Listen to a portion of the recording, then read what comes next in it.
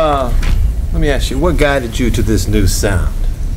I've been playing this kind of music for as long as I've played anything else, really, and it's just music I love a lot, and I just decided it would be fun to do an album like this. I've always wanted to do an album of New Orleans funk music, you know, and stuff from my influences other than jazz, so it was just a lot of fun doing it. You mentioned bands like the Meters and things. Oh yeah. Did you hang around any of these guys when you were younger? Yeah, I played with most of the New Orleans musicians that you would know of, with the exception of maybe Professor Longhair, who I never actually met. But guys like, you know, like George Porter and Zigaboo and Art Neville and Charles Neville, Johnny Adams, Walter Washington, that whole crew, you know. What about Benny Wallace? I don't think I ever played with him. I may be wrong, but... Curious. And now, do you miss the band that roared from 2 summers ago? Oh, the big band? Yeah. Well, yeah. I mean, that was a lot of fun, you know. But it serves a different kind of fun. I mean, that music is a lot harder to play. That's a lot more challenging. You know, when you're writing all the arrangements and conducting and trying to work on a group sound, getting the band to swing. You know, playing logical, thematic solos and all that stuff, as opposed to playing some funk. You know, it's like a whole different thing. So I miss them, but I was with them for 4 years. So it's time to do something a little different, and I'm sure at some point I'll get back to it. Yeah. Now, with Blue Light, Red Light was quite daring in lyrics, music, orchestration, and overall concept. Do you think the simplicity of She will reach an audience who may be more responsive to funk than swing? I think it's gonna probably hit people that my other albums didn't hit, because it's basically a more popular musical form. It's a simpler musical form. It's also a kind of music that gets played on the radio. You know, my music before didn't get played on the radio on a pop music level. I mean, it got played on some stations way at the left of the dial, but as far as right in the middle of the FM dial, it really wasn't hitting those too much. So I think it will serve my listening audience. I think it'll benefit that, you know. Now, on your early dates, your piano playing was showcased more. Each session documented your progress. With the pressures to exceed, you know, each success with another success, do you ever find time to see how far your hands can go? Well, every record I do, I try to do new things. You know, this album has things that are challenging in one way. My album 25 had things that were challenging in another way. So, you know, so I'm definitely going to be doing more solo piano and stuff, just because it's really fun. It's a lot of hard stuff to play, but you know, over time you change, you know, and hopefully you get better. You make wiser decisions. You play with more maturity and stuff. So I'm excited to hear the development, if there is any. I hope there is. Oh man, everybody loved that. Now, what were you going for when you had detuned the piano sound on She? I mean, on most of the albums. Well, actually, I didn't detune it because that was a piano that James Booker played, and is that right? Yeah, and so it was out of tune anyway, and it just sounded like that. That's the way the instruments always sounded, and still does, you know. So I just sort of played it as it was. All the way through. That's right. All the way through. Even though the tracks contain some hardcore, I would say fatback drumming, you keep your voice particularly clear. Did you purposely steer away from the grit and the throat sound? Well, I don't have that sound. I mean, I sound silly if I make my voice try to sound husky, or I mean, I just sing like I normally sing. That just happens to be my voice. I did change my style a little bit. I didn't sing with as much technique, and I didn't use the same sort of things like that I would have used before. My diction wasn't as conscious of my diction. You know, it was a more relaxed style of singing. But I didn't try to make it sound like I had, you know, been an alcoholic for 40 years or anything. I just sort of did, you know, no sense doing that, you know. Oh. Now, I guess what you just said there, diction. Now, when you're doing your big band album or these other things, are you really conscious of it? Yeah. You're really... Yeah, because it's things like diction and things like just a lot of specific technical things that help not only to get the lyrics across, but help to swing the band. I mean, swinging a big band with your voice is a concept I don't fully understand. It's something that very, very few people have done in history. Frank Sinatra being the best at that.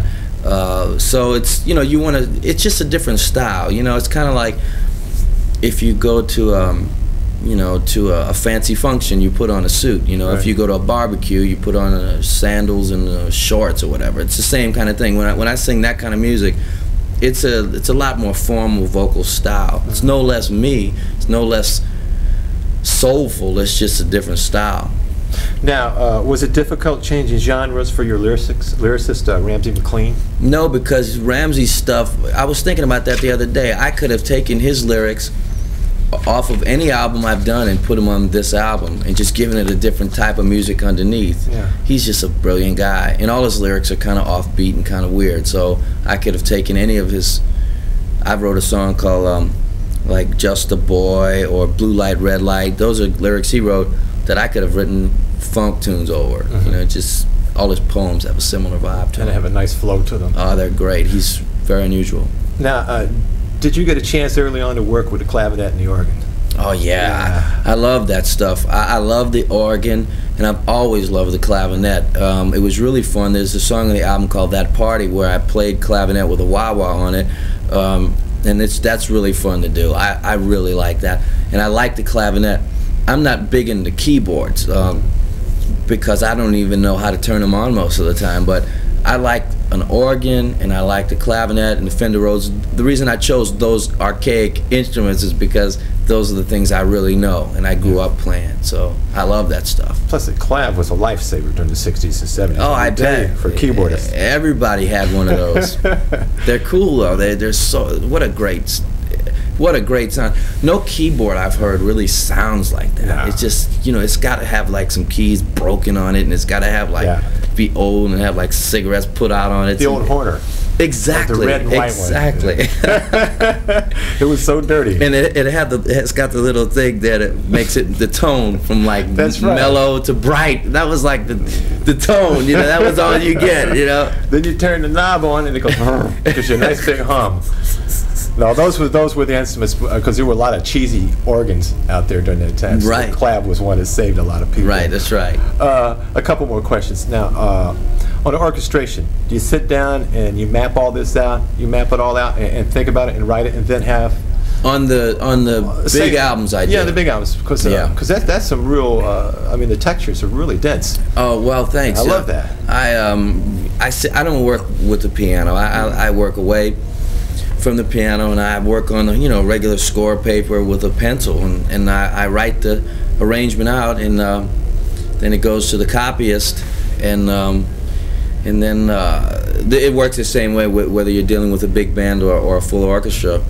But in the case of, say, the orchestra, the music's handed out, and you've got the score, and you know, just work with them. You know, you read through it a couple of times, and if some things are not right, you change them there. And this is all. Then the schooling you had early on was great preparation for this. Yeah, I didn't really have any orchestration schooling. It's sort of I sort of said, how hard can this possibly be? About 2 weeks before I did my Christmas album, the person who was supposed to do the orchestrations couldn't do it, and I says, well, who am I going to get? And I said, let me do it myself. I got 2 weeks, you know, so I sat down and I said, how hard can it be? I mean, if I want a certain sound, I know what a bassoon sounds like. I know what a bassoon with a trombone would sound like. So I wrote the whole thing, and then when I conducted it, I was pretty much where I thought I would be, which made me feel nice, and it's inspired me to do more orchestrations, because it's not, you have to have musical knowledge, but it's not that complicated, you know. But they suit you. Thanks. The way the things are really written. Thank you. Do you follow the music of your brothers from New Orleans? The ones that have left, ones that you grew up with, do you get to hear what they're doing? Yeah, like I listen to like guys like Branford and Winton, who are pretty close in age, more close in age to me than, say, Louis Armstrong, you know. Yeah. But like Branford's new record is just crazy. It's wild, you know, and Winton's always doing stuff. So I'm always listening to what they're doing, and it's just great. We've all sort of done our own things, and it's such a coincidence that we've all become successful at it. It's very, very honoring for us. Quite a turnover of players. Oh, it's amazing. It's amazing. And we just, they keep coming. There's a bunch of them after us, too. Are there places you go by yourself to reacquaint your soul in New Orleans when you're there? I like to walk around in the French Quarter a lot because you know how they say smell is like the most associative sense? You know, when you smell something like an old eraser. Or you know what else? Remember that paste that you use in school? Yeah. That white? You smell that and you go back, you know? When I walk around in the French Quarter and I smell down there and I see the clubs, and I like that. That brings me right home, and it makes me realize that a lot of people play down there, and I gotta keep working, and it's an overwhelming feeling of nostalgia.